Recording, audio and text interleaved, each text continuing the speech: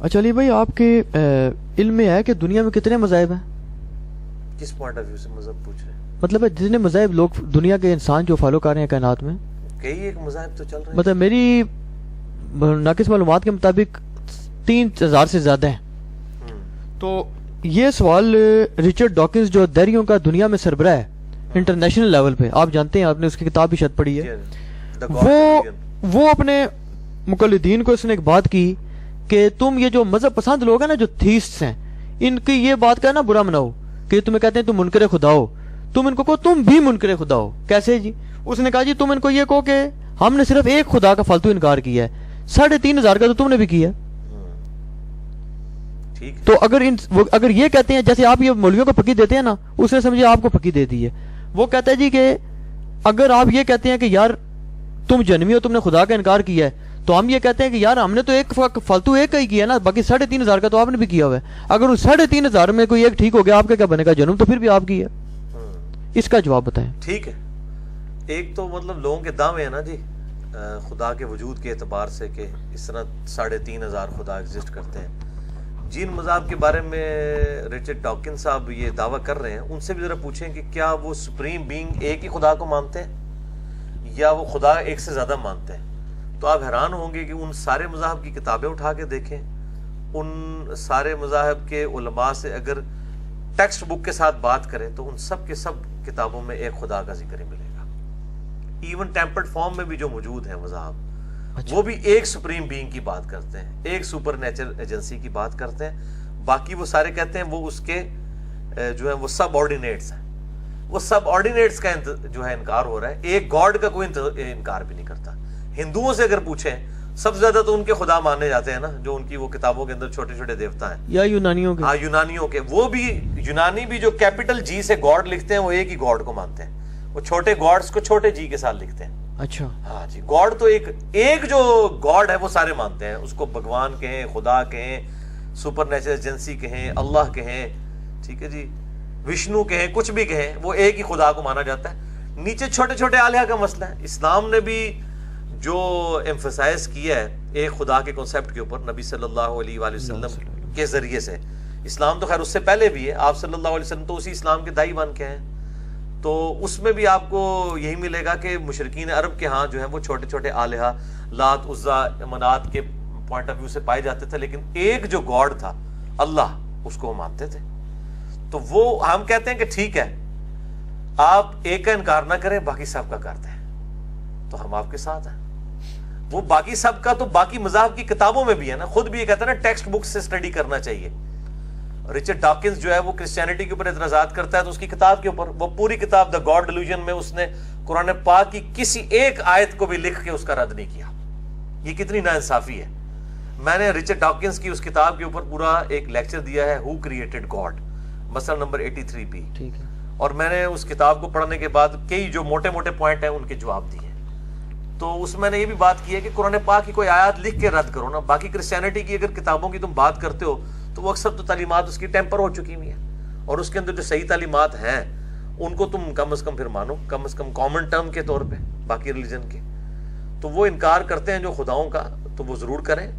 ہم بلکہ اس معاملے میں ایتھیسٹ کو آن کرتے ہیں کہ وہ الحمدللہ تمام خداؤں کا انکار کر چکے ہیں. تو آدھا کلمہ انہوں نے پڑھ لیا، لا الہ، کوئی الہ نہیں ہے، بس الا اللہ کے اوپر آ جائے. تو میں تو کہتا ہوں کہ وہ بہتر ہے اس معاملے میں ان لوگوں سے جنہوں نے جھوٹے خدا گھڑ لیے ہوئے ہیں، کہ کم از کم ان کی جرت ہے کہ انہوں نے اپنے روایتی دین کی مخالفت کی ہے، اور اس مخالفت میں وہ اس حد تک پہنچے ہیں کہ انہوں نے ان ساری چیزوں سے انکار کیا، اور اب وہ ایک خدا تک پہنچنے کی جو ہے وہ دوری پہ ہیں. تو ہم ان کو تو دعوت دیتے ہیں. میں نے اس لیکچر کے اندر بھی فزیکل فینومینا آف نیچر کے ذریعے ان کو رائے حق بتائی ہے. اصل مسئلہ رچرڈ ڈاکنز کا جو ہے وہ خدا کا ڈینائل نہیں ہے. جتنے بھی ایتھیسٹ ہیں نا، اگر آپ ان کو اسٹڈی کریں، ڈینائل آف گاڈ ان کا ایشو نہیں ہے. ان کا ایشو ہے اپنی مرضی کی زندگی گزارنا. اپنی مرضی کی زندگی گزارنے کے لیے خدا کا انکار ضروری ہے، کیونکہ خدا تو قدغن لگاتا ہے آپ کے اوپر. تو پھر اس کے لیے دو ہی طریقے ہیں، کبوتر کی طرح یا تو آنکھیں بند کر لیں. آپ بلی کو تو غائب نہیں کر سکتے، اب خدا کو تو آپ غائب نہیں کر سکتے، تو آپ آنکھیں بند کر کے کر لیں وہ خدا ہے ہی نہیں ہے. تو اس کے ذریعے سے آپ جو ہے وہ اپنے معاملات کو لے کے چل سکتے ہیں. اچھا علی بھائی، یہ آپ سے ریکویسٹ ہوگی کہ یہ جو کویسچنز ہوں گے نا، اسپیسیفکلی جو یہ ایتھیسٹ کے کویسچن ہیں، ان کے کائنڈلی اگر انگلش سب ٹائٹلز بھی لگا دینا، تاکہ وہ ہم آگے دنیا بھر میں بیچ سکیں. ہاں نہیں یہ ہے کام ہے لیکن مشکل کام ہے جی. نہیں یہ چھوٹے چھوٹے آنسرز ہیں. اچھا دوسرا سوال یہ ہے کہ خدا نے ایسا نظام کیوں نہیں بنا دیا کہ دنیا میں تکلیف موت دکھ مزدوری ہوتی ہی نہ اور نہ ہمیں کسی کو مارنا پڑے. یعنی اب ایسا سسٹم ہے کہ ہم محتاج ہیں کہ ہمیں ہر صورت کسی چیز کو قتل کرنا ہے, جانور کو ماریں پودے کو ماریں پھر ہمیں اس کو کھانا پڑتا ہے. جی جی. تو خدا تو اس سے کوئی بڑی چیز نہیں تھی خدا کے لیے. ہاں خدا تو کوئی بھی نظام بنا سکتا تھا لیکن خدا کو ہم نے کیا گائیڈ کرنا ہے کہ وہ کیا چیز بہتر سمجھتا ہے. ہم یہ کہتے ہیں کہ یہ کوئی ایسا آئیڈیل قسم کا ماڈل پیش کریں کہ خدا کو یہ کرنا چاہیے تھا, میں اس میں بھی فالٹ نکال دوں گا. اس کا تو کوئی اینڈ ہی نہیں ہے نا. یہ تو خدا کی مرضی ہے نا کہ اس نے ایک طریقہ اڈاپٹ کیا ہے. اگر کوئی اس کو بے رحمی یا اس طرح کی یہ ساری چیزیں سمجھتا ہے تو وہ تو خدا کی دی ہوئی عقل کے ذریعے اس رزلٹ تک پہنچ رہا ہے نا. جس نے اسے عقل دی ہے وہ تو اس معاملے کو صحیح سمجھ رہا ہے. تو پہلے تو اس کی عقل کو وائلیٹ کریں اپنی عقل کے ذریعے جس نے آپ کو پیدا کیا ہے, پھر اگلی بات بعد میں. تو پھر میں وہی بات کروں گا کہ اگر صرف دنیا کی زندگی ہوتی نا, آخرت کی زندگی نہ ہوتی تو یہ سارے اعتراضات جینوئن تھے. اب چونکہ آخرت کی زندگی ہے, یہ صرف دنیا کی زندگی تو سب کچھ نہیں ہے کہ اسی ایک فریم آف ریفرنس میں آپ چیزوں کو جج کرنا شروع کر دیں. آزمائش کے لیے کچھ تو کیا جائے گا نا. ان کو کہیں چلے یہ نہ ہوتا آزمائش کا طریقہ, کوئی اور طریقہ ہوتا, بیماری نہ ہوتی, دکھ نہ ہوتی, اور کون سا طریقہ ہے؟ نہیں ایتھسٹ تو آزمائش کو کیوں مانے, وہ تو آزمائش ماننے کے محتاج نہیں ہے ہماری بات, کیونکہ آزمائش کو خدا نے لازمی آزمائش کرنی تھی ہماری. ہاں یہ تو اس نے طے کیا ہے نا. نہیں یہ تو ہم کہتے ہیں نا اس نے کیا, وہ کہیں گے جی ہم کیسے مانے اس نے کیا, کیوں کیا اس نے خدا پہ کیا. تو پھر ہم اس سے تو خدا کے اوپر بات کریں گے نا. وہ خدا کو مانتے نہیں مانتے. جب خدا کو نہیں مانتے پھر یہ ہم سے سوال ہی نہ کریں, پھر ہم سے ایگزسٹنس آف گاڈ کے اوپر بات کریں کہ خدا ایگزسٹ کرتا ہے کہ نہیں. ٹھیک ہے, اگر خدا ایگزسٹ کرتا ہے باقی سارے سوال بے معنی ہو جائیں گے. پھر رچرڈ ڈاکنز یہ سوال نہیں کرے گا کہ مجھے اللہ نے مرد کیوں پیدا کیا عورت کیوں نہیں کیا, ورنہ تو یہ بھی سوال کر دے گا وہ کہ میں عورت بننا چاہتا تھا, مجھ سے پوچھ لیتا, ایک دفعہ مشورہ کر لیتا. تو کریٹر کی تو اپنی مرضی ہے نا. جب کریٹر کے اوپر آپ بات کریں گے, اس کی ول کے اوپر بات کریں گے, تو پہلے ایگزسٹنس کو ماننا ہوگا. اگر آپ ونس کریٹر کی ایگزسٹنس کو مانتے ہیں تو جس طرح آپ کو حق حاصل ہے نا کہ آپ اپنی مرضی کر سکتے ہیں اپنے فریم آف ریفرنس کے اندر, تو گاڈ کو بھی حاصل ہے. اس پہ تو اللہ تعالیٰ نے سیدھی سیدھی قدغن لگا دی ہے, لا یسأل عما یفعل وهم یسألون. اللہ کو کوئی نہیں پوچھ سکتا اس نے یہ کام کیوں کیا, اس کے مخالفین کو پوچھا جائے گا کہ انہوں نے یہ کام کیوں کیا. اچھا یہ قرآن میں کلیئر جی, یہ سورۃ الانبیاء میں اس پہ تو اللہ تعالیٰ نے بالکل بین کر دیا نا. کیوں کیا ہے یہ تو خدا سے پوچھ کے ہی بتا سکتے ہیں نا, اور وہ اس دنیا کی زندگی میں نہیں, ورنہ تو آزمائش ہی ختم ہو جائے گی نا. اچھا تو وہ ایگزسٹنس آف گاڈ پہ بات کریں, یہ نہ کریں کہ خدا نے یہ کیوں کیا. اچھا خدا کو نہیں مانتے جو خدا کے کاموں پہ اعتراضات کر رہے ہیں. اگر خدا کو خدا مان لے اعتراضات تو خود ختم ہو جائیں گے.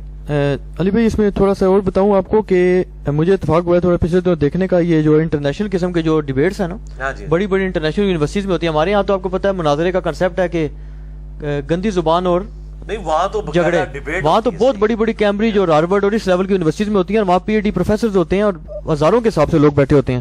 ہمارے اس فیلڈ میں جو سب سے بڑے اسکالر ہیں ڈاکٹر شبیر علی ہیں, بلکہ میں چاہوں گا کہ آپ اس کو انگلش میں کر دیں, بلکہ وہ تو اردو بھی سمجھ لیں گے, ان کو ہم انشاءاللہ بھیجیں گے. تو اس میں لیکن جو ایتھس کے جو سب سے بڑے اسپیشلسٹ ہیں نا, وہ ہیں پروفیسر ڈاکٹر ولیم کریگ لین. آپ ان کو جانتے ہیں غالباً؟ جی میں جانتا ہوں. تو لیکن وہ اسلام پر جو اعتراضات انہوں نے کیے ہیں نا, وہ یہ کہتے ہیں کہ میرا اسلام میں بڑی دلچسپی ہے اور میں ڈاکٹر شبیر علی کی قابلیت سے بھی بڑا متاثر ہوں. مجھے جس بندے نے کچھ تنگ کیا ہے تھوڑا علمی طور پہ تو وہ یہی ہے, وہ بڑے متاثر ہیں. لیکن وہ کہتے ہیں جی کہ میں اسلام پہ یہ اعتراضات نہیں کروں گا جیسے وہ ڈیوڈ ووڈ کرتے, آگے اس کا بھی ایک اعتراض میں کروں گا, یا اور جو خبیث قسم کے لوگ ہیں جو گندی باتیں کرتے ہیں اور اسلام پہ اٹیک, پروفٹ صلی اللہ علیہ وسلم کی پرسنالٹی پہ اٹیک کرتے ہیں. وہ کہتے ہیں جی میرا کنسیپٹ یہ ہے کہ مجھے مسلمان یہ بات نہیں سمجھا پا رہے کہ خدا کا جو تصور ہے نا یہ آل لیونگ کا کنسیپٹ ہے. وہ کہتے ہیں جی کہ اسلام کا جو گاڈ ہے نا, یہ اب ڈاکٹر ولیم کریگ لین کے مطابق وہ کہتے ہیں وہ انکنڈیشنل لو نہیں کرتا. پھر انہوں نے قرآن کی آیات پڑھی, انہوں نے کہا قرآن میں اللہ جگہ جگہ کہتا ہے اللہ ان سے محبت نہیں کرتا, اللہ ان سے محبت نہیں کرتا, اللہ ان سے محبت نہیں کرتا. وہ کہتے ہیں اسلام میں آپ کو ہر چیز ارن کرنی پڑتی ہے, اور وہ کہتے ہیں اللہ کی رحمت ارن نہیں کی جا سکتی. اچھا یہ جو انہوں نے ڈاکٹرائن گڑھی ہے کہ اللہ کی رحمت جو ہے وہ ارن نہیں کی جا سکتی اور گاڈ آل لونگ ہے, یہ اس کی کیا دلیل ہے؟ یہ وہ اپنی عیسائیت سے لیتے ہیں نا, عیسائیت سے لیتے ہیں نا. تو ہم عیسائیت یہ دعویٰ کر رہی ہے, اسلام کچھ اور دعویٰ کر رہا ہے. اب اس کو پریکٹیکلی چیک کر لیتے ہیں. پریکٹیکلی تو چیک کیا جا سکتا ہے نا دنیاوی مثالوں کے ذریعے. اگر گاڈ آل لونگ ہے تو وہ ایسی عورت کو کیوں موت دیتا ہے جس کے 4-5 چھوٹے چھوٹے بچے ہوتے ہیں؟ اس کو کوئی ترس نہیں آتا اس عورت کے اوپر کے, اس کے بچوں کے اوپر. اور کئی گھر کے کمانے والے ایک ہوتے ہیں وہ مر جاتے ہیں, پیچھے سے لوگ بھیک مانگتے رہتے ہیں. چھوٹے بچوں کو دیکھ کے ہمیں بھی ترس آتا ہے. یہ تو پریکٹیکلی ہو رہا ہے نا. اگر ان کے آل لونگ گاڈ کو مان لیں وہ تو ہمیں کوئی نہیں نظر آ رہا, پریکٹیکلی تو نہیں نظر آ رہا. یہ تو غیر مسلم ان کے اوپر اعتراضات, جو ڈینائل آف گاڈ کرنے والے ایتھیسٹ ہیں, وہ پھر اعتراض ان کے اوپر کر دیں گے کہ آل لونگ تو ہمیں نظر ہی کوئی نہیں آ رہا. نہیں, انہوں نے کی ہیں, ان کی ڈیبیٹس ہیں, صحیح کر رہے ہیں نا. ہاں, اسلام کسی آل لونگ گاڈ کو نہیں مانتا. اسلام کہتا ہے کہ جی جو سورۃ الحجر کے اندر آیا ہے, نبی عبادی انی انا الغفور الرحیم, میرے بندوں کو یہ خبر دے دو کہ بے شک میں بہت بخشنے والا مہربان ہوں, اور یہ بھی خبر دے دو کہ بے شک میرا عذاب بھی جو ہے وہ دردناک ہے. اسلام میں دونوں رخ ہیں. اللہ تعالیٰ جو ہے وہ بخشنے والا مہربان بھی ہے اور گرفت فرمانے والا بھی ہے, اور یہی پریکٹیکلی ہمیں نظر بھی آ رہا ہے دنیاوی زندگی کے اندر. اچھا, دنیا کی زندگی میں تو ہم چیک کر ہی سکتے ہیں نا. آخرت تو دیکھنے والی بات میں بات ہے نا. عالم الغیب وہ تو ایک غیب کے عالم سے تعلق رکھنے والی چیز ہے نا. دنیا میں تو ہمیں نظر آ رہا ہے کہ آل لونگ گاڈ والا تو کنسیپٹ بالکل غلط ہے. ایسا تو کوئی نہیں ہے. کتنی عورتیں ہیں جن کے خاوند بڑے ظالم ہوتے ہیں, ان کو مارتے ہیں, پیٹتے ہیں. تو وہ اگر آل لونگ تھا تو اس عورت کا کیا قصور تھا؟ اس میں ایسے ہی گزر رہی ہے. تو اللہ تعالیٰ لو کرتا ہے, اس میں کوئی شک نہیں ہے, لیکن اللہ تعالیٰ آزماتا بھی ہے. پھر اللہ تعالیٰ کے احساسات بھی اس طرح کے نہیں ہیں جس طرح ہمارے ہوتے ہیں. اور یہ ماں کے ساتھ جو تشبیہ دی جاتی ہے, میں تو اس چیز کو غلط سمجھتا ہوں. وہ ہے بھی, روایت بھی جعلی ہے کہ 70 ماؤں سے زیادہ محبت کرنے والا ہے. یہ تو نہیں ہے, بالکل کوئی روایت ثابت نہیں اس طرح کی. ہاں, اللہ تعالیٰ اپنے انہی بندوں سے محبت کرتا ہے جو اللہ کی طرف رجوع لانے والے ہیں. جو اللہ کے باغی ہیں, نافرمان ہیں, اللہ تعالیٰ ان سے نفرت فرماتا ہے. آل لونگ والا تو کوئی کنسیپٹ نہیں ہے. اور یہ آپ دیکھ لیں, یہ دنیا کی زندگی میں بھی اللہ تعالیٰ نے, یہ خود بھی مانتے ہیں کہ خدا کی تخلیق کا شاہکار ہے انسان, مانتے ہیں نا. قرآن تو کہتا ہے لقد خلقنا الانسان فی احسن تقویم. تو یہ لوگ بھی مانتے ہیں کہ انسان اشرف المخلوقات ہے, سب کچھ ہے. تو انسان کی جو نیچر ہے وہ خود بیسیکلی اللہ تبارک و تعالیٰ کی جو صفات ہیں ان کا ظہور اس ذریعے سے ہوا ہے کہ اللہ تعالیٰ نے جو انسان کو پیدا کیا ہے اس کے اندر بھی آپ دیکھ لیں, انسان بھی آل لونگ تو نہیں ہے. انسان کے ساتھ جو زیادتی کرتا ہے وہ کہتا ہے مجھے بدلہ ملنا چاہیے, اور جو انسان کے ساتھ نیکی کرتا ہے انسان اسے پیار کرتا ہے. کون سا دنیا میں انسان ہے جو کہتا ہے کہ جی میں آل لونگ ہوں؟ یہ تو صرف کتابی باتیں ہیں نا کہ جی ایک گال پہ کوئی تھپڑ مارے تو دوسری پیش کرو, جب دوسری پہ مار دینا تو پھر انسان ہاتھ چوک لیتا ہے. یہ ساری زبانی کلامی کلام ہے, پریکٹیکلی تو ایسا نہیں ہو رہا. ٹھیک ہے. اور نہ یہ دنیا کی کسی عدالت کا قانون اس کی بنیاد پہ چل سکتا ہے کہ اگر آپ کے بیٹے کو کسی قتل کر دیا کسی نے تو آپ کہیں میں تو آل لونگ گاڈ کا ماننے والا ہوں, ٹھیک ہے میرے دوسرے بیٹے کو بھی قتل کر دیں, میری بیوی کو بھی قتل کر دیں. یہ تو نہیں ہوگا, کوئی بھی نہیں کہے. وہ کہتے ہیں نہیں بدلہ لیں گے, وہ تو چھوٹی چھوٹی چیز کے اوپر بدلہ لیتے ہیں. تو یہ سب کا سب عکس ہے بیسیکلی. خدا نے یہ نیچر ہمیں دی ہے نا, تو یہ خدا کی جو سنت ہے اس کا عکس انسانوں کے اندر نظر آتا ہے. ہاں. اچھا, آپ کیونکہ سائنس کی فیلڈ کے بندے اور معاشرے سے انجینئر بھی ہیں, تو آپ سے میری پہلے ریکارڈ بھی ہوئی تھی بات, اس کا پہلے تذکرہ بھی ہوا ہے یہ پروفیسر ڈاکٹر پرویز ادبائی صاحب کے ساتھ.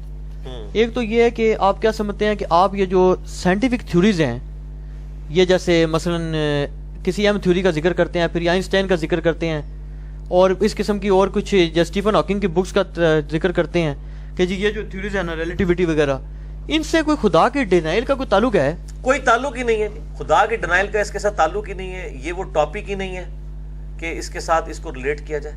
نہیں, یہ پھر فزسسٹ جو بہت بڑے بڑے فزسسٹ ہیں جیسے اسٹیفن ہاکنگ ہے, یہ ڈاکٹر ادبائی وغیرہ, ان لوگوں کے بارے میں جو بات کی جاتی ہے, جو اسٹیفن ہاکنگ کا تو چلو اعلانیہ ہی ہے کہ وہ خدا کو نہیں مانتا, تو اب نہیں مانتا نا, پہلے تو بعض لوگ کہتے ہیں جو تھیوریٹیکل فزکس ہے اس کی بعد میں جا کے انسان جو ہے خدا کی ذات کے بارے میں ڈاؤٹ فل ہو جاتا ہے. وہ تھیوری کے اوپر چل رہا ہوتا ہے نا. ہم کہتے ہیں اپلائیڈ فزکس کے اوپر آئیں, تھیوریٹیکل فزکس پہ نہ آئیں, اپلائیڈ فزکس کے اوپر آئیں. جو فزیکل فینومینا آف نیچر اس ٹائم ہمیں نظر آ رہے ہیں, اچھا ٹھیک ہے نا جی, ان کے اوپر آپ آئیں اور اس کے اوپر آگے بات کریں.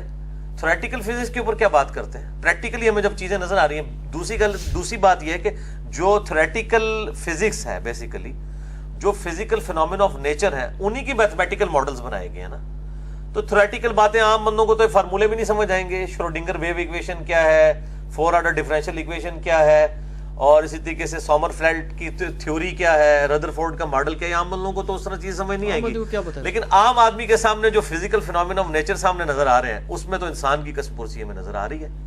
ہم سارے دنیا کے انٹلیکچوئلس کو دعوت دیتے ہیں کہ اگر یہ سب کی سب چیزیں فزیکل فینومینا آف نیچر کے اوپر چل رہی ہیں اور یہ دعویٰ کرتے ہیں کہ ان ساری کی ساری چیزوں کو ہم جو ہے وہ اپنے دستے قدرت میں لا بھی سکتے ہیں فزیکل فینومینا آف نیچرز کو یوز کر کے, تو ہم یہ کہتے ہیں کہ یہ ایک انڈا, سمپل ایک انڈا, یہ ہم توڑ کے پلیٹ میں ڈال کے ان کو دیتے ہیں, اس کے لیسدار مادے سے ایک چوزا بنا کے کو بتاتے ہیں فزیکل فینومینا آف نیچر کو یوز کر کے. یہ فزیکل فینومینا آف نیچر سے ریلیٹڈ جتنی فزکس کی ایکویشنز ہیں, یہ تو صرف بتاتی ہیں کہ یہ کام ان رولز کے تحت ہو رہا ہے. ٹھیک ہے, یہ رولز تو بانی نہیں ہیں ان چیزوں کے. سورج مشرق سے نکلتا ہے, مغرب میں غروب ہوتا ہے ود رسپیکٹ ٹو زمین, ویسے تو وہ نہیں ہوتا. کیا اس قانون نے کہ سورج مشرق سے نکلتا ہے اور مغرب میں غروب ہوتا ہے, اس قانون نے سورج کو پیدا کیا؟ نہیں. تو ہم تو بات کریشن کی کر رہے ہیں نا. اصل سوال یہ ہے, اور میں یہ سلام پیش کرتا ہوں سائنس کو کہ جنہوں نے اپنی عاجزی مان لی ہے. سائنس کی ترقی اسی دن شروع ہوئی ہے, فلسفے کی ہی ماڈرن فارم ہے نا سائنس. سائنس کی ترقی یا فلسفے کی ترقی اس حالت میں کہ وہ سائنس میں کنورٹ ہوگی, اس دن ہی شروع ہو گئی تھی جس دن سائنس نے یہ بات مان لی کہ جو 3 سوال ہیں, وٹ, وائی اور ہاؤ, اس میں سے صرف ہم 2 سوالات کے ساتھ ڈیل کرتے ہیں, وٹ اور وائی. کیا ہوا اور کیوں ہوا. کیا ہوا؟ زلزلہ آیا. کیوں آیا؟ ٹیکٹونک پلیٹس کی ڈسٹربنس کی وجہ سے. ہاؤ, کیسے ہو گیا؟ سائنس کہتے ہیں it is physical phenomena of nature. یہ ہمارا سوال ہی نہیں ہے, اسی میں تو پوری قیامت مضمر ہے. لیکن سائنس نے پہلے ہی عاجزی کا اظہار کیا کہ ہمارا سوال ہے ہی نہیں, ہم نے مانا ہوا ہے کہ ایسا ہی ہوا کرتا ہے. ایسا ہی کیوں ہوا کرتا ہے؟ اسی کے پیچھے تو گاڈ ہے.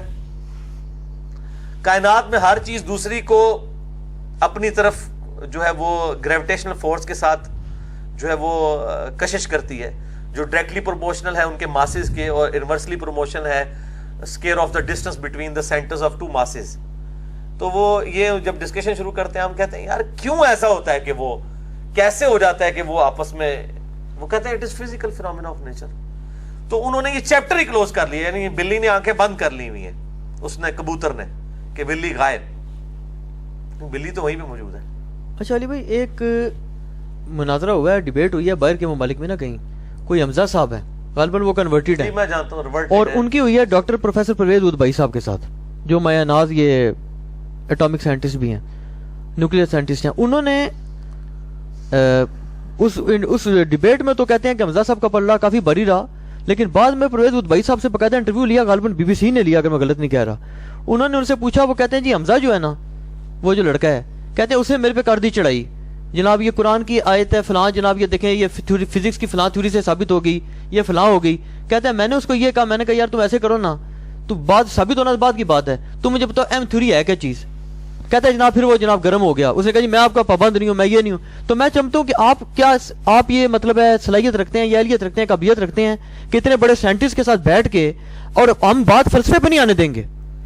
شرط یہ ہوگی کہ آپ فلسفے پہ تو نہیں آئیں گے نا, پھر وہ شرط حمزہ صاحب نے ان پہ چڑھائی کی ہے نا, وہ فلسفے کی بنیاد کے اوپر ہی کی ہے نا. ظاہر ہے حمزہ کو تو سائنس نہیں آتی.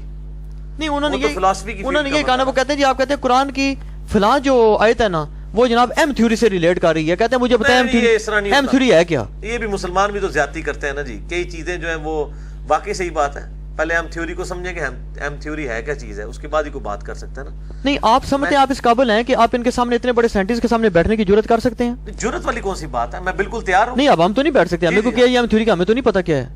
نہیں, ان لوگوں میں اتنا حوصلہ ہے, میں یہ سمجھتا ہوں ہود بھائی میں یا باقی لوگوں میں, کہ وہ ایم تھیوری آپ کو پہلے سمجھائیں گے, اس کے بعد آپ کے ساتھ ڈسکشن کرنے کے لیے بھی تیار ہو جائیں گے. میں نہیں ان کو متکبر سمجھتا, جتنے ہیں اس طرح کے لوگ جو آج کل سنا وہ لاہور میں ہوتے ہیں, اگر وہ ٹائم دے دیں. جو لیول کے پہ جس لوگ یہ جس لیول کے اوپر ہے نا, یہ ان کا کبھی دعویٰ نہیں ہے کہ آپ کو PhD کی ڈگری, یہ علماء کے دعوے ہیں کہ آپ پہلے جناب 10 سال صرف ناپ پڑھو, پھر 20 سال ہے پڑھو, حالانکہ انہوں نے آپ بھی کچھ نہیں آتا جاتا.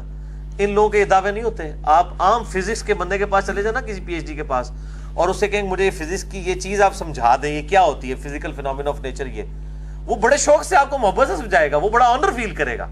اس کی بجائے آپ علماء سے اگر مسئلہ پوچھنے کے لیے چلا جائیں اور وہ اس کے مسئلے کے خلاف ہو, تو وہ تو کہے گا جی کتوں آئے ہو, کیڑے اسٹیشن تو بول رہے ہو تسی. نہیں, وہ تو سنا بات کا لوٹا منگوا لیتے ہیں, استنجا کر کے دکھاؤ. ہاں جی, تو استنجے کا طریقہ نہیں پتا, مسئلے پوچھتے ہو.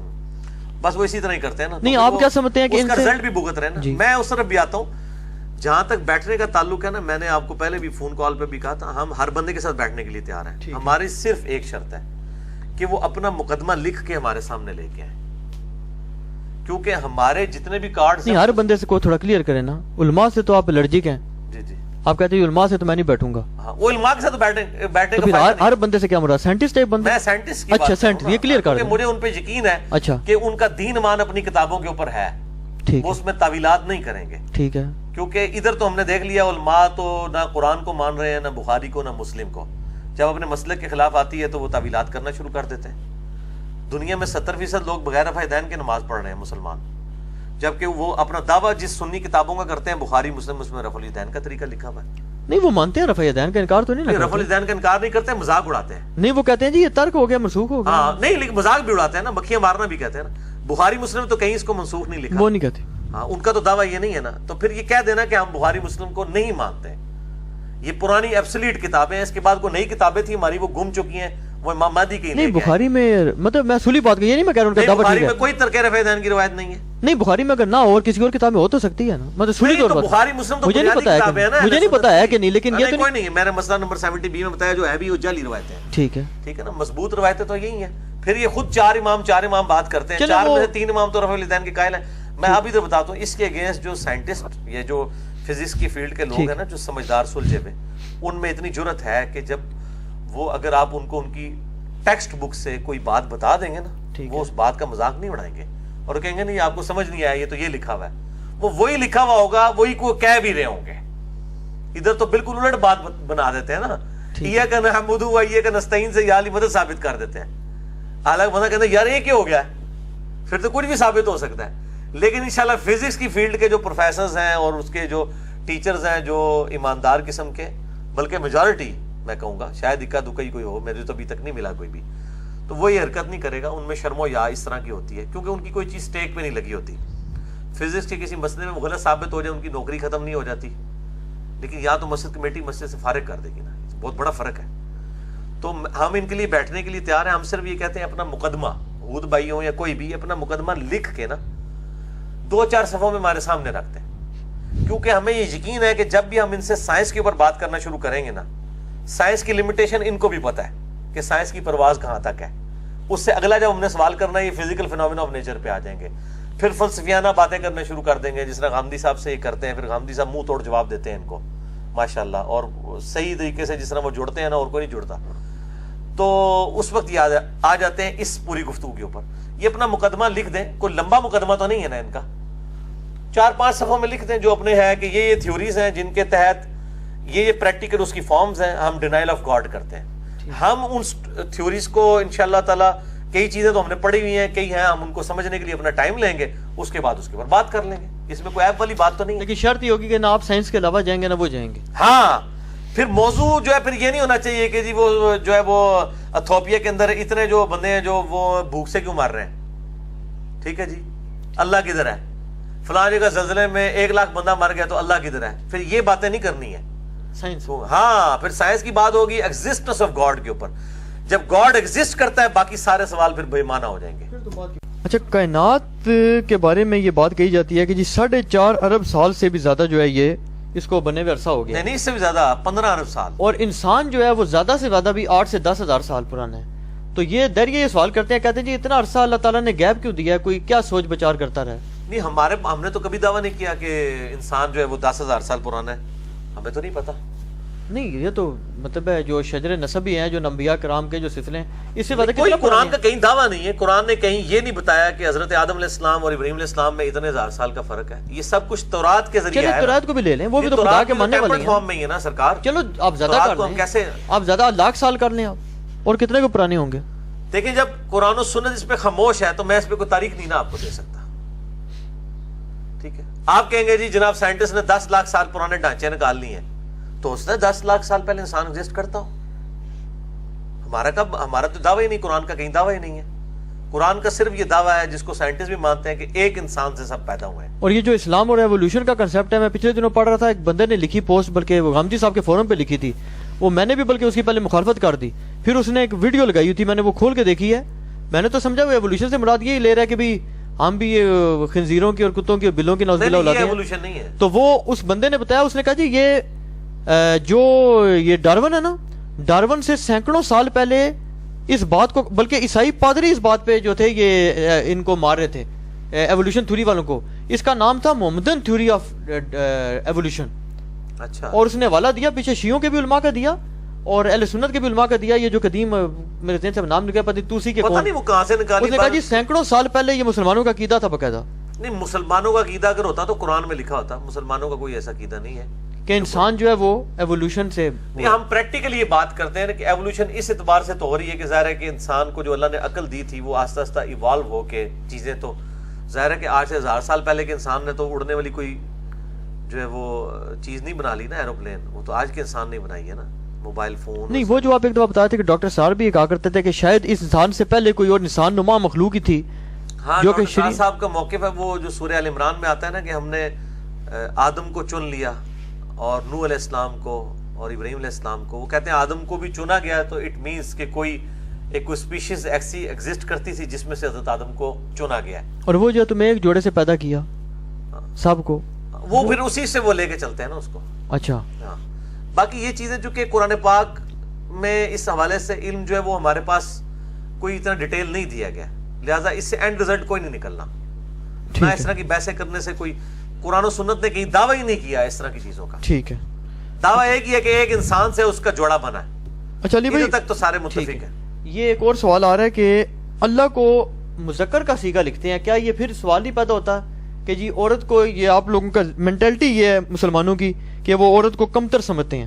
یہ بعض لوگ سوال کرتے ہیں باہر کے, وہ کہتے ہیں جی ان کی مینٹلٹی ہے کہ عورت گھٹیا چیز ہے, اس لیے یہ اللہ کے لیے جو ہے نا میسکولن سے جنڈر یوز کرتے ہیں. اللہ تعالیٰ کے لیے جو ہے وہ پلورل کا صیغہ بھی استعمال ہوا ہے. انا نحن نزلنا الذکر وانا له لحافظون, بے شک ہم نے ہی اس ذکر قرآن کو نازل نہیں کبھی کسی ترجمے میں اپنی شی پڑھا اور ہم نہیں, وہ نہیں آئے گا نا. وہ اس لیے وہ اس کی وجہ یہ ہے عربی میں ڈومیننسی کے لیے مذکر کا صیغہ استعمال ہوتا ہے. ٹھیک ہے, تو خدا چونکہ ڈومیننٹ ہے اس لیے اس کے لیے مونس کا صیغہ نہیں ہو سکتا. اب اگر کوئی یہ کہتا ہے, یہ اعتراض ہو سکتا ہے کہ اسلام جو ہے وہ مرد کو ڈومیننٹ مانتا ہے عورت کے اوپر, تو اس کے اوپر اعتراض بھی کر سکتا ہے. تو ہم کہتے ہیں کہ آپ بھی مانتے ہیں, آپ عورتوں کے اولمپکس لادا کراتے ہیں, مردوں کے لادا کرواتے ہیں. آپ اس طرح کریں نا کہ عورتوں کی ہاکی ٹیم کا مقابلہ پاکستان کی ہاکی ٹیم کے ساتھ کریں, جو اسی بہانے ہمیں کم از کم پاکستان کی مردوں کی ہاکی ٹیم کو ورلڈ کپ ہی مل جائے گا ایک. ٹھیک ہے, اگر عورتیں اور مرد برابر ہیں اور ڈومیننسی نہیں ہے مردوں کی عورتوں کے اوپر, تو ان کے اولمپکس الگ نہیں ہونے چاہیے, عورتوں اور مردوں کے میچ ہونے چاہیے. تو ان کو بھی پتا ہے کہ وہ تو بالکل ون سائیڈڈ میچ ہوگا. اگر کوئی دنیا کی ورلڈ چیمپئن کرکٹ ٹیم بھی عورتوں کی آ جائے تو میرا خیال ہے پاکستان میں صرف لاہور کی ٹیم ہی اس کو ہرا دے گی. مردوں کی ورلڈ لیول کی تو ٹیم ہی نہیں ہمیں چاہیے, کوئی ملکی لیول کی. تو مردوں اور عورتوں کی جو ڈومیننسی کے پوائنٹ آف ویو سے مردوں کی جو ڈومیننسی ہے وہ تو یہ بھی مانتے ہیں. اسی لیے جب بھی یہ قوانین بنا رہے ہوتے ہیں عورتوں کے حقوق کی بات کر رہے ہوتے ہیں, جی عورت پہ ظلم ہوا, عورت کے ساتھ یہ ہوا, یہ خود بھی مانتے ہیں کہ مرد واقعی ڈومیننٹ ہے. ڈومیننٹ, ٹھیک ہے نا, اس میں تو کوئی شک نہیں ہے. اچھا ایک سوال علی بھائی, دنیا میں جو سب سے زیادہ جو بدتمیز قسم کا جو ہے نا یہ ان کا ہے نا ڈیبیٹر, ولیم کریگ لین تو سوفسٹیکیٹڈ آدمی ہے نا, ڈیوڈ ووڈز ہے جی جی, کہ جو بڑے نا وہ یعنی کہ اٹیک کرتا ہے اور بڑے یعنی گھٹیا قسم کے اٹیکس بھی کرتا ہے. تو اس نے ایک سوال اٹھایا, مجھے اس کی بڑی پریشانی ہوئی, میں نے کچھ دیکھا ہے ویسے انٹرنیٹ پہ, لیکن آپ کی رائے لینا چاہ رہا ہوں. وہ کہتا ہے جی کہ قرآن پاک کی آیت ہے کہ نعوذ باللہ نعوذ باللہ نعوذ باللہ, اگر رسول پاک صلی اللہ علیہ وسلم قرآن کو اپنی طرف سے کریں نا, اس طرح کے الفاظ ہیں اس کا ترجمہ, تو ہم آپ کی نعوذ باللہ رگے جان کاٹ دیں. ہاں سورۃ الحاق. اس کے بعد وہ ایک آدھ حدیث لے آتا ہے بخاری کی, ان دونوں کو جوڑتا ہے, اور جو ایک ویب سائٹ ہے جو کہ پاکستان میں بینڈ بھی ہے آنسرنگ اسلام کے نام سے نا, جیسے ہماری آنسرنگ کرسچینٹی ہے اس طرح, تو وہ کہتے ہیں جی کہ یہ وفات سے پہلے آپ صلی اللہ علیہ وسلم کی ایک حدیث ہے جس میں اس قسم کے کوئی الفاظ آتے ہیں کہ جو مجھے زہر کھلایا گیا تھا اس کا اثر میں محسوس کر رہا ہوں, اور ایسا لگتا ہے کہ جیسے میری رگ کاٹ رہی ہے. تو وہ کہتا ہے جی یہ دیکھیں نعوذ باللہ دونوں کو اکٹھا کر دیتا ہے. نہیں وہ دو بالکل الگ چیزیں ہیں, یہ تو اہم ہی مطلب ایک دو چیزیں خام خواہ جوڑ کے رزلٹ نکال رہے ہیں. یہ جو آیت میں نے اسی آپ کی گفتگو کے دوران ہی نکال لی ہے, سورہ الحاقہ پارہ نمبر 29 میں ہے, اعوذ باللہ من الشیطان الرجیم. یہ پورا کانٹیکسٹ چل رہا ہے کہ انہ لقول رسول کریم, بے شک یہ ایک عزت والے رسول کا کلام ہے, یعنی حضرت جبریل علیہ السلام کا. وما ہوا بقول شاعر, یہ کسی شاعر کا کلام نہیں ہے. قلیلا ما تؤمنون, لیکن بہت ہی کم ہے جو تم ایمان لے کے آتے ہو. ولا بقول کاہن, اور یہ کسی کاہن کا قول نہیں ہے. قلیلا ما تذکرون, لیکن بہت ہی کم تم نصیحت حاصل کرتے ہو. تنزیل من رب العالمین, یہ اتارا ہوا ہے رب العالمین کی طرف سے. ولو تقول علینا بعض الاقاویل, اگر نبی صلی اللہ علیہ وآلہ وسلم کچھ ایسی بات ہماری طرف منسوب کر دیتے جو ہم نے ان کے اوپر نازل نہیں کی تھی، لَأَخَذْنَا مِنْهُ بِالْيَمِينِ، تو ہم ان کا دایاں ہاتھ پکڑتے، ثُمَّ لَقَطَعْنَا مِنْهُ الْوَتِينَ، اس کے بعد ان کی رگے جان کو کاٹ دیتے۔ یہ ایک محاورتاً بات ہے کہ دایاں ہاتھ سے پکڑا، یعنی وہ طاقتور جیسے وہ پکڑتا ہے کوئی کسی کا دایاں ہاتھ، یعنی طاقت کی نشانی ہے، اس کو پکڑا، اس کی شارہ کاٹ دی۔ فَمَا مِنْكُم مِّنْ أَحَدٍ عَنْهُ حَاجِزِينَ، اور پھر تم میں سے کوئی ایک بھی جو ہے وہ ان کو بچانے والا نہ ہوتا۔ وَإِنَّهُ لَتَذْكِرَةٌ لِّلْمُتَّقِينَ، اور یہ قرآن تو نصیحت ہے، یا نبی صلی اللہ علیہ وسلم جو ہے وہ نصیحت ہے ان لوگوں کے لیے جو واقعی ڈر جائیں۔ اس میں کہا جا رہا ہے کہ آپ صلی اللہ علیہ وسلم کو اللہ تعالیٰ یہ سارے معاملے، کافروں کو کہا جا رہا ہے کہ اگر نبی صلی اللہ علیہ وسلم ہم پہ کوئی جھوٹ منسوب کرتے تو ہم یہ کر دیتے کہ دایاں ہاتھ پکڑتے ہیں، شارک کو کاٹ دیتے آپ صلی اللہ علیہ وسلم کی۔ یہ کس نے بات بتائی ہے؟ نبی صلی اللہ علیہ وسلم نے خود بتائی ہے، ٹھیک ہے۔ تو پریکٹیکلی آپ صلی اللہ علیہ وآلہ وسلم نے اللہ تعالیٰ کے اوپر کوئی ایسی چیز جھوٹی باندھی نہیں ہے۔ باقی رہی حدیث، اس میں تو یہ الفاظ ہیں، اس میں تو کہیں نہیں ہے کہ دایاں ہاتھ پکڑا اور آپ کی شارک کاٹ دی گئی۔ اس میں الفاظ ہیں کہ عائشہ 8 سے 4 سال پہلے خیبر کے موقع پر جو مجھے زہر دیا گیا تھا، میں آج بھی اس زہر کا اثر اپنے گلے میں محسوس کر رہا ہوں، گویا میری وہ رگ کو کاٹ رہا ہے۔ وہ تو اللہ کا تو ذکر ہی نہیں اس میں کہ جی اللہ تعالیٰ نے پکڑ کے شارک کاٹ دی، اللہ نے 4 سال کا انتظار کرنا سی، ٹھیک ہے۔ وہ تو میں نے یہ بھی وفات رسول کے اوپر مسئلہ 163 ریکارڈ کرا، اس میں نے بتایا کہ آپ صلی اللہ علیہ وآلہ وسلم کو آنری طور پہ اللہ تعالیٰ نے جو ہے وہ شہادت کی موت دی ہے اس حوالے سے کہ وہ زہر عود کر آیا اور آپ صلی اللہ علیہ وسلم شہید۔ اچھا، میں کہ انٹرنیٹ پہ پڑھ رہا تھا، وہ کہہ رہے تھے کہ اس حدیث کا جو ترجمہ کیا گیا ہے یہ ترجمہ غلط کیا ہے ہمارے، نہیں اس میں تو الفاظ ہی نہیں نا یہ والے، اس میں ایک وہ جو زہر میں نے کھایا تھا وہ اب بھی میری رگ کو کاٹ رہا ہے، تو ٹھیک ہے، وہ تو زہر کھایا تھا نا، وہ جو بکری کھا لی تھی، صحیح بخاری میں آتا ہے، وہ جو یہودیہ نے دعوت کی تھی، اس کا زہر 4 سال کے بعد لوٹ آیا۔ اس میں تو یہ نہیں ہے کہ آپ صلی اللہ علیہ وسلم نے نعوذ باللہ 4 سال پہلے کوئی بات کی تھی تو اللہ تعالیٰ نے آپ شارک کاٹنی تھی تو اسی وقت ہی کاٹ دینی چاہیے تھی۔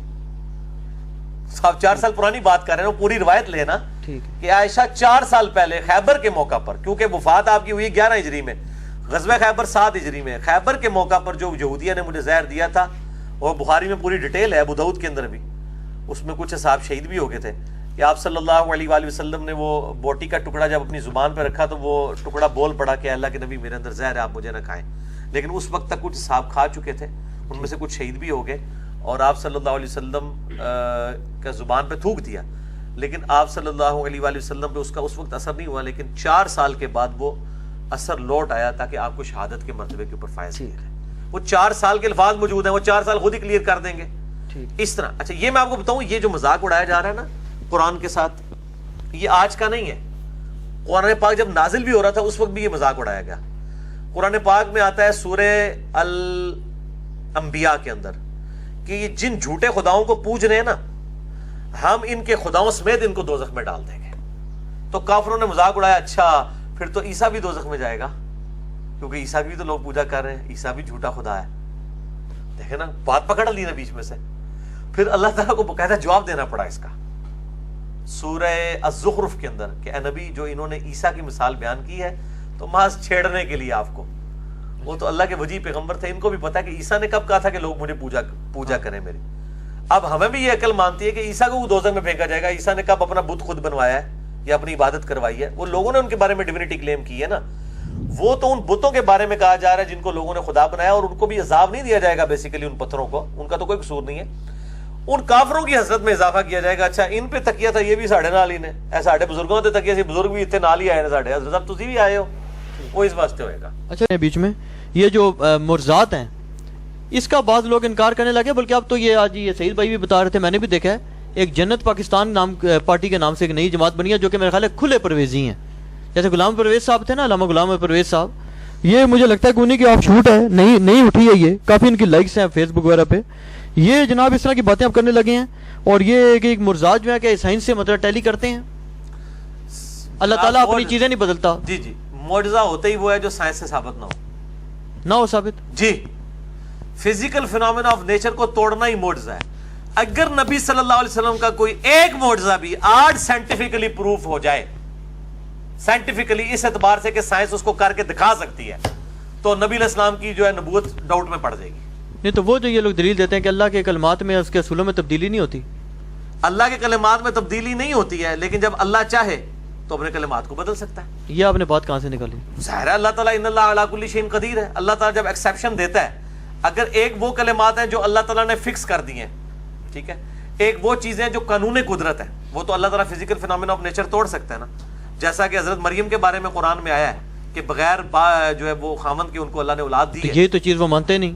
نہیں وہ نہیں مانتے نا، قرآن آپ پڑھیں بالکل واضح ہے، انکار کیسے کریں گے؟ وہ باطل تعویلات بے شک جتنی مرضی کریں، قرآن بالکل واضح ہے. حضرت مریم کا پریشان ہونا واضح ہے، ٹھیک ہے، سب کچھ ہے. پریشان ہے بلّہ اگر وہ لال کی اولاد تھی اور ان کی وہ مطلب وہ شادی ہوئی بھی تھی، اور جس طرح یہ سو کال نعوذ باللہ کہتے ہیں کہ اس کا باپ بھی تھا، نعوذ باللہ یوسف نجار، ہاں یوسف نجار کو کہتے ہیں، تو ان کو ٹینشن لینے کی ضرورت ہی کوئی نہیں تھی. اور پھر وہ جو فرشتہ کہہ رہا ہے تو اسے نشانی بنا، نشانی کیڑے کام دی ہے پھر وہ؟ اگر وہ پیو بھی ہے تو پھر کیڑی نشانی ہے؟ پھر تو سارے نے پیو ہونے نے، ٹھیک ہے نا. تو وہ یہ ان کی جعلی باتیں، اور یہ امت میں کسی کا عقیدہ نہیں رہا. ان لوگوں نے خود ایک مطلب یہ یاد رکھیں، نبی علیہ السلام کا کوئی معجزہ بھی سائنٹیفکلی کو کر کے نہیں دکھا سکتا.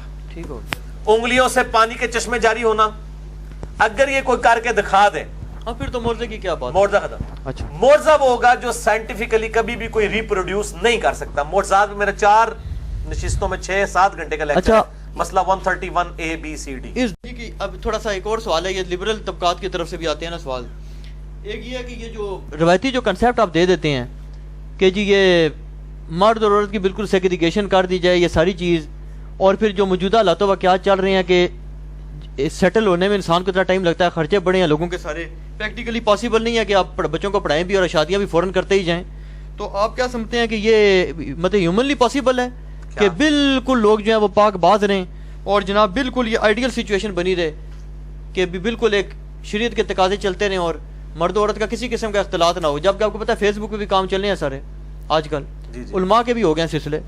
تو یہ اس اختلاط کے نقصانات تو آپ نے دیکھ لیے ہیں. بٹ ٹیکنالوجی نے آپ لوگوں کو رد کروا دی ہے. کیا ٹیکنالوجی سے شکست تسلیم کرتے ہیں اپنی؟ کیا مطلب ہے یہ اخلاقی طور پہ یعنی نہیں آپ اس کا حل دے سکے نا لوگوں کو؟ نہیں، حال کیا دیں لوگوں کو؟ حال دیں کہ وہ ٹھیک ہے رابطہ کرنا شروع کر دیں. ہم تو یہ نہیں کہتے. ہم کہتے ہیں کہ جی جس طرح صحابہ کرام کو اللہ نے قتال کی آزمائش میں ڈالا تھا اور بیوی بچوں کو کیا ان کی قربانیاں تھیں، بیوی بچے چھوڑ کے تو جنگ یرموک میں اور جنگ قادسیہ میں چلے گئے. وہ ان کو پتا تھا ہمارے چھوٹے چھوٹے بچے ہیں. 8,500 مسلمان جنگ قادسیہ میں شہید ہوئے ہیں جب پرشین امپائر کے خلاف جنگ ہوئی ہے. وہ سارے ہزاروں بچے یتیم ہو گئے. ان پہ یہ بہت بڑی آزمائش تھی. آج آپ آئے ہیں، دن سے کتنے بھی فون آ چکے ہیں بچوں کے. آپ ذرا امیجن کریں کہ جو لوگ چھوڑ کے چلے گئے اور ان کے بچوں کو یہ پتا تھا کہ ہمارے بابا نے واپس بھی نہیں آنا، کتنی بڑی آزمائش تھی. اس وقت صحابہ کو قتال کی آزمائش میں ڈالا گیا. آج ہم پہ وہ آزمائش نہیں ہے، ہم پہ آزمائش آ گئی ہے بڑی، یہ بے حیائی کے فتنے کی شکل میں. تو ہمیں اس آزمائش سے بھی اب گزرنا ہے. ہر زمانے میں مختلف آزمائشیں آتی ہیں، ٹھیک ہے. کبھی کوئی ایک آزمائش بڑی بن جاتی ہے، دوسری چھوٹی ہو جاتی ہے. آج ہم سے کوئی اسلام کے لیے جان تو نہیں مانگ رہا، اگر کوئی مانگے گا بھی تب بھی ہم نے نہیں دینی ہوگی. وہ پاکستانی فوج نہیں لڑنا ہوگا کیونکہ ہم ٹیکسز دے کے اب فوج بن چکی ہے. ہمارا حصہ پیسوں کی حد تک موجود ہے ان کے ساتھ. باقی ظاہر ہے ہماری تو ٹریننگ نہیں نا، ہم آگے جا کے بھی ناگی باندھ کے کھلواں کے سامنے مار کے آگے ساڑی لاشیں الٹا سنبھال کے پہن گیا سی تو گن بھی نہیں چلا سکتے. تو پاکستانی فوج نہیں جا کے لڑنا ہے نا. تو اب یہ آزمائش تو پاکستانی فوج کے اوپر آئی ہوئی ہے نا، بارڈر پہ لڑنے کے اعتبار سے غیر مسلموں کے خلاف. ہم پہ تو وہ آزمائش نہیں ہے، ٹھیک ہے. تو ہم پہ اور طرح کی آزمائشیں آئی ہوئی ہیں. تو ہر زمانے میں اللہ تعالیٰ نئی کوئی آزمائش اٹھاتا ہے تو اس آزمائش میں سے. اچھا یہ وہ تو کہتے ہیں جی اسلام میں لونڈی غلام کا تصور کیوں رکھا گیا؟ کون کہتے ہیں؟ یہ مستشرقین کہتے ہیں، دریا کہتے ہیں، بے شمار لوگ کہتے ہیں. اس کے اوپر جناب الجہاد فی الاسلام کتاب لکھی ہے مولانا مودودی نے. اچھا ٹھیک ہے، وہ اسی ٹاپک کے اوپر ہے. انہوں نے ان اعتراضات کے جواب دیے کہ ایک سسٹم چل رہا تھا. ان کو تسلی بخش جواب دیے ہیں یا تسلی بخش جواب دیے؟ جان چھڑائی ہے. اصل میں آج کے دور میں یہ باتیں کرنا بڑا آسان ہے. آج عورتوں کے حقوق کی بات کرنا بھی، جس زمانے میں اسلام عورتوں کے حقوق کی بات کر رہا تھا نا، اس زمانے میں ان لوگوں کو پتہ بھی نہیں تھا ان حقوق کا. علامہ وحید الدین خان صاحب نے کتاب لکھی ہے اسلام دور جدید کا خالق. اس کا انگلش میں ترجمہ ہو رہا ہے گاڈ ارائزز، خدا ابھرتا ہے. انہوں نے یہ ثابت کیا ہے کہ رومن اور پرشین امپائر کو گرا کے صرف آپ کو صرف ایک حکومتیں گرنا نظر آ رہی ہیں نا. اس سے پہلے لوگوں نے بتوں کو سجدہ کرتے تھے، چاند سورج کو. اسلام نے ایسا ذہن کھولا کہ لوگ اپنے بادشاہوں کو بھی سجدہ نہیں کرتے تھے، ایک خدا کے ماننے والے ہو گئے. اس سے ذہن کھلا اور پھر ساری سائنٹیفک ترقی ہوئی ہے.